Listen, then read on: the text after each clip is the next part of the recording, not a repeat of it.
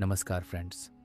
आनंद आचार्य प्रशांत की वो किताब जो आपको ये समझने पर मजबूर कर देती है कि असली खुशी कहीं बाहर नहीं बल्कि आपके अपने अंदर ही छिपी हुई है।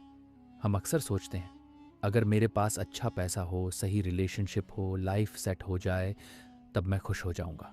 लेकिन सच ये है कि ये सब मिलने के बाद भी अंदर कहीं ना कहीं खालीपन बना रहता है। आचार्य प्रशांत कहते हैं ऐसा इसलिए है क्योंकि हम खुशी को बाहर ढूंढ रहे हैं जबकि उसका सोर्स अंदर है। ये किताब बताती है कि हमारी ज़िंदगी की ज़्यादातर प्रॉब्लम्स स्ट्रेस, डर, इनसिक्योरिटी, अटैचमेंट, ये सब हमारी अपनी समझ की कमी से आती है। हम चीज़ों को सही तरह से देख नहीं पाते, इसलिए उलझे रहते हैं। ये किताब आपको धीरे धीरे अपने अंदर झांकना सिखाती है। ये सिखाती है कि कैसे अपने थॉट्स को ऑब्जर्व करें, अपनी फीलिंग्स को समझें और खुद से ईमानदार रहें, क्योंकि वहीं से असली क्लैरिटी आती है। ये सिर्फ ज्ञान देने वाली किताब नहीं है, ये आपको चैलेंज करती है, आपकी बिलीव्स को, आपकी आदतों को और आपके सोचने के तरीके को। कभी कभी इसकी बातें सीधी लगती हैं, कभी थोड़ी अनकंफर्टेबल भी, लेकिन हर बार सच्चाई के करीब ले जाती है। आचार्य प्रशांत की भाषा सिंपल, क्लियर और सीधी होती है। कोई भारी भरकम शब्द नहीं, बस ऐसी बातें जो सीधे दिल और दिमाग दोनों पर असर करती हैं। अगर आपको लगता है कि खुशी बाहर की चीज़ों में है या आप बार बार सेम प्रॉब्लम्स में फंस जाते हैं, तो यह किताब आपको एक नया नज़रिया देगी। ये किताब एक ऐसी गाइड है जो आपको सिखाएगी खुद को समझना, अननेसेसरी चीज़ों को छोड़ना और अंदर से स्टेबल रहना। और वहीं से शुरू होता है असली आनंद। इस बुक का पहला लेसन है खुशी बाहर नहीं, अंदर मिलती है। हम में से ज़्यादातर लोग एक ही पैटर्न में जीते हैं, बस ये मिल जाए फिर मैं खुश हो जाऊंगा। कभी जॉब, कभी पैसा, कभी रिलेशनशिप, कभी रिस्पेक्ट। और सच ये है कि जब ये चीज़ें मिलती हैं तो खुशी भी मिलती है। लेकिन प्रॉब्लम ये है कि वो ज़्यादा देर टिकती नहीं। साइकोलॉजी में इसे हेडोनिक अडेप्टेशन कहते हैं। मतलब कोई भी नई चीज़ चाहे कितनी भी बड़ी क्यों ना हो, कुछ टाइम बाद नॉर्मल लगने लगती है। जो चीज़ पहले बहुत एक्साइटिंग लग रही थी वही बाद में रूटीन बन जाती है। मान लीजिए आपको एक अच्छी जॉब मिलती है। पहले कुछ दिन सब कुछ परफेक्ट लगता है, कॉन्फिडेंस बढ़ जाता है, लोग रिस्पेक्ट देते हैं। लेकिन 2 से 3 महीने बाद क्या होता है? वही ऑफिस रूटीन बोरिंग लगने लगता है, स्ट्रेस और प्रेशर दिखने लगता है। आप दूसरों से कंपेयर करना शुरू कर देते हो और फिर दिमाग बोलता है शायद मुझे और बेटर चाहिए, तब मैं खुश हो जाऊंगा। यहाँ एक और चीज़ होती है, एक्सटर्नल वैलिडेशन। मतलब आपकी खुशी इस पर डिपेंड करती है कि बाहर क्या हो रहा है, लोग क्या बोल रहे हैं, आपको क्या मिल रहा है, आपकी पोजीशन क्या है। इसका रिजल्ट ये होता है कि आपकी हैप्पीनेस स्टेबल नहीं रहती, कभी ऊपर कभी नीचे।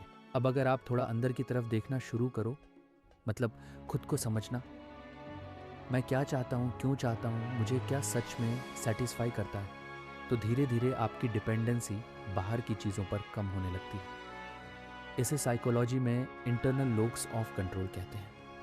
मतलब आपकी फीलिंग्स और पीस बाहर की सिचुएशन से कम और आपकी अपनी अंडरस्टैंडिंग से ज़्यादा तय होती है।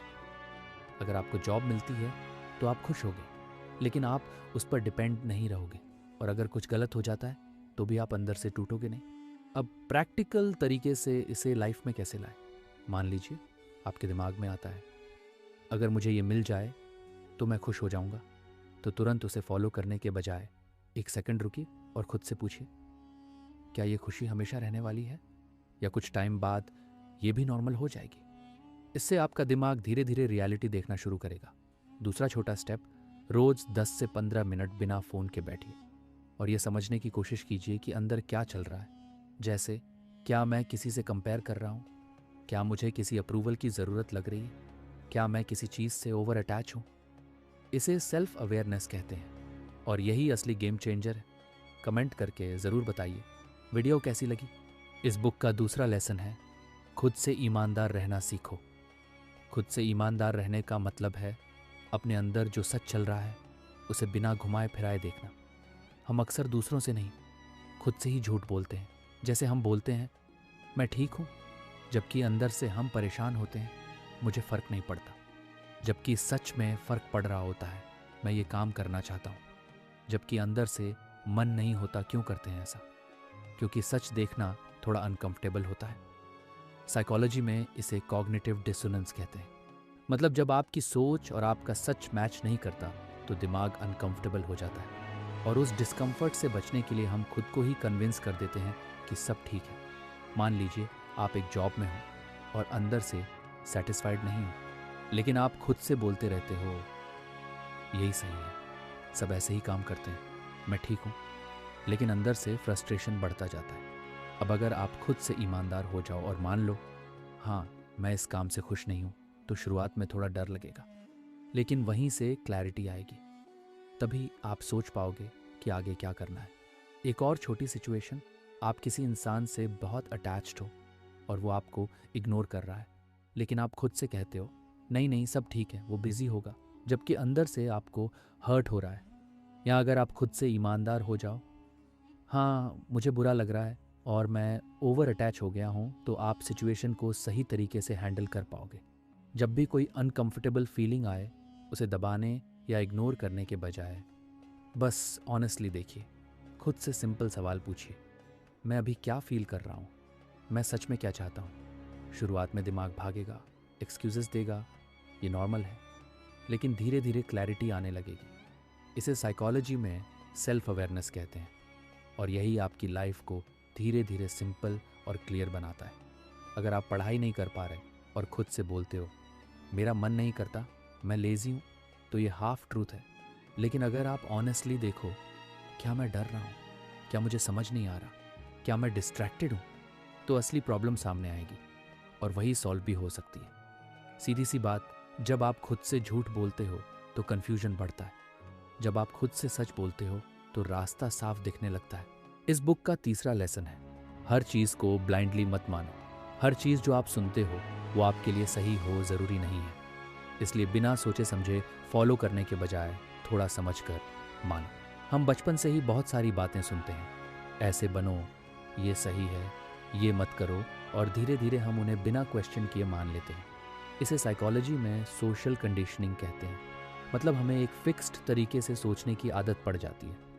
मान लीजिए सब लोग बोल रहे हैं अच्छी लाइफ के लिए यही करियर बेस्ट है, तो आप भी वही चूज़ कर लेते हो, बिना ये सोचे कि आपको सच में उसमें इंटरेस्ट है या नहीं। शुरू में सब ठीक लगता है, लेकिन बाद में फ्रस्ट्रेशन आने लगता है। एक और चीज़ यहाँ होती है कॉन्फर्मेशन बायस। मतलब हम वही बात जल्दी मान लेते हैं जो हमारे दिमाग को पहले से सही लगती है, और बाकी चीज़ों को इग्नोर कर देते हैं।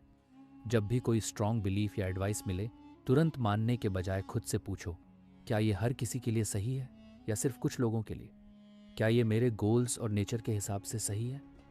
क्या मैं इसे समझकर मान रहा हूँ या बस भीड़ के साथ चल रहा हूँ? अगर कोई आपको बोले तुम ये क्यों कर रहे हो, तो तुरंत खुद को चेंज मत करो। पहले ये देखो कि वो बात सच में वैलिड है या सिर्फ उसका ओपिनियन है।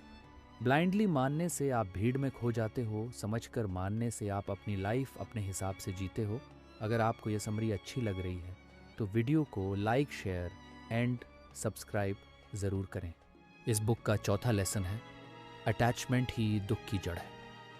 अटैचमेंट का मतलब है किसी इंसान, चीज़ या एक्सपेक्टेशन से इतना जुड़ जाना कि आपकी खुशी उसी पर डिपेंड करने लगे।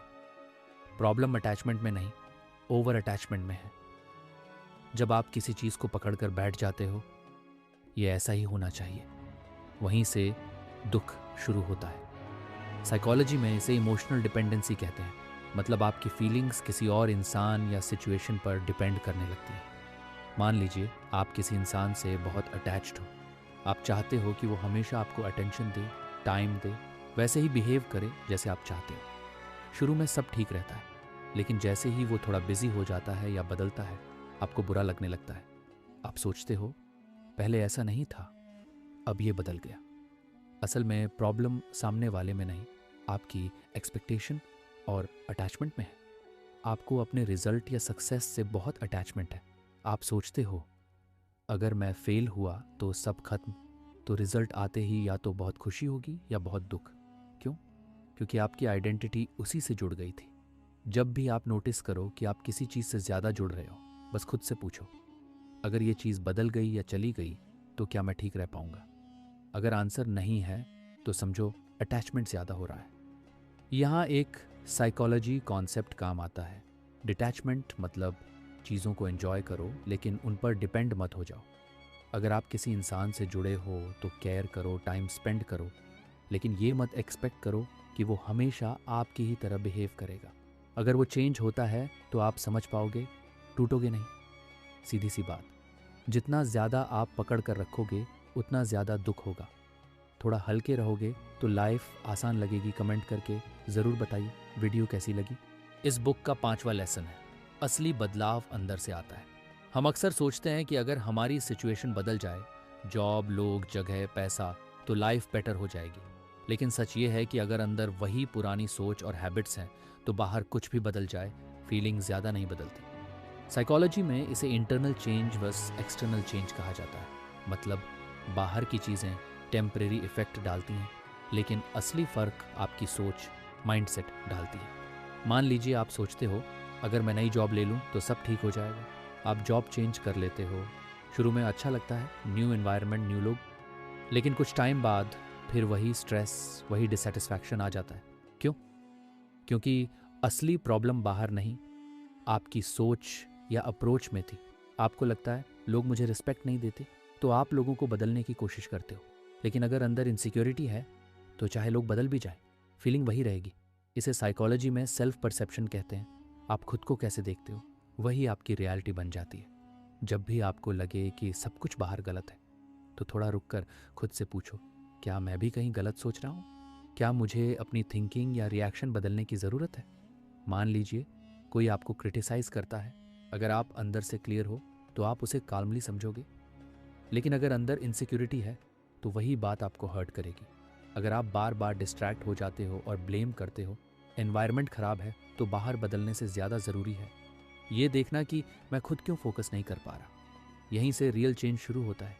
सीधी सी बात, बाहर बदलने से थोड़ी देर का फ़र्क पड़ता है, अंदर बदलने से पूरी लाइफ बदलती है। ऐसी ही ज्ञानवर्धक वीडियो के लिए चैनल को सब्सक्राइब करें और बेल आइकन दबाएं ताकि कोई भी वीडियो मिस ना हो। धन्यवाद।